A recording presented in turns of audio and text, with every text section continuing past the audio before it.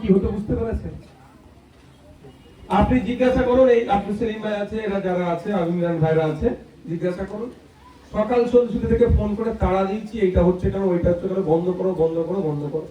অর্থাৎ আমি মারের বললাম, মারেতে বিশ্বাসী না। যদি চোখের বদলা চোখে নিয়ে নেওয়া হয় তাহলে পৃথিবীতে সবাই অন্ধ হয়ে যাবে। হ্যাঁ, দুবার মার খেয়েছি, পিঠে এখনো মারের দাগ আছে।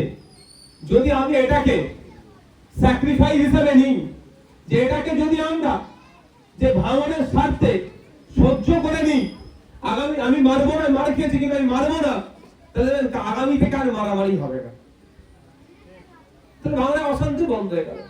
আমি মারা বললাম মারলাম, আর সে গুসা নিয়ে রাখলো, তার হাতে ক্ষমতা আজ না হলেও তার পরিবার কারো হাতে আসবে, ও আমার দাদুকে মেরেছিল আমি মারি, এই চলতে থাকে, এই সিলসিলা যদি চলতে থাকে, ট্র্যাডিশন যদি চলতে থাকে, সে ভাঙচুর মারামারি তো চলতেই থাকবে।